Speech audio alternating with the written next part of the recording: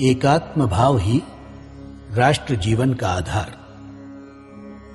इस भूमि में जो जीवन दिखाई देता है, जिसे भारतीय जीवन कहा जाता है, वो वास्तव में हिंदू जीवन है।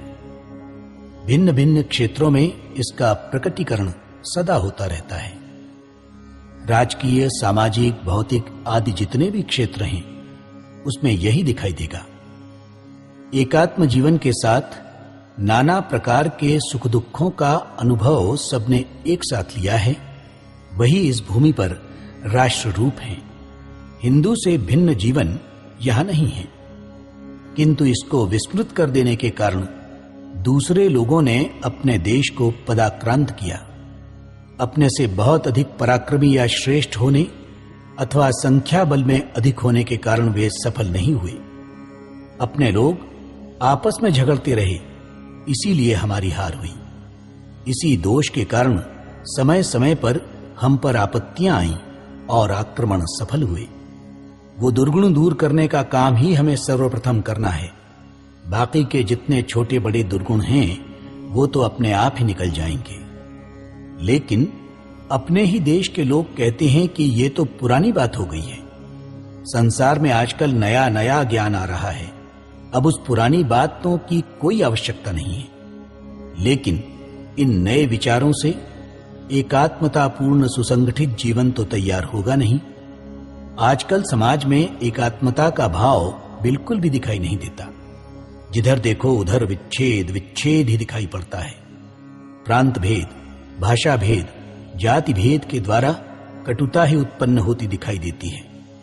इस प्रकार पिछले वर्षों में बड़े बड़े लोगों ने राष्ट्रीय एकात्मता जैसे प्रचंड नाम लेकर जो काम किया है, उसके ये फल अपने सामने हैं।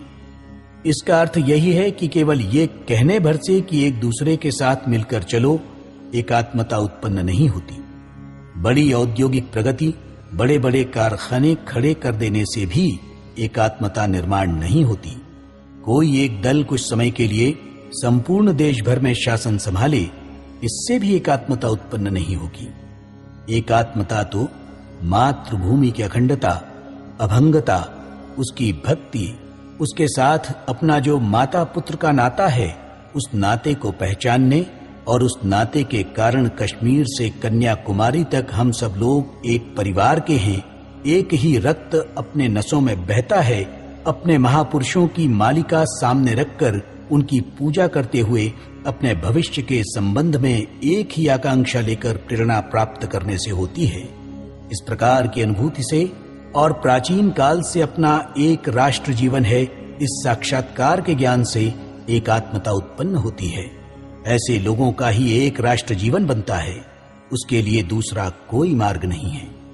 वो भी तब जब शतकानुशतक तक ऐसी भावना बनी रहे, तब जाकर समाज उसमें गूंथा जाता है और तभी उनका राष्ट्र जीवन बनता है। राष्ट्र भक्ति के जीवन रस से हर जीवन का घट हम भर दे। वैभवशाली उस अतीत को वर्तमान में आज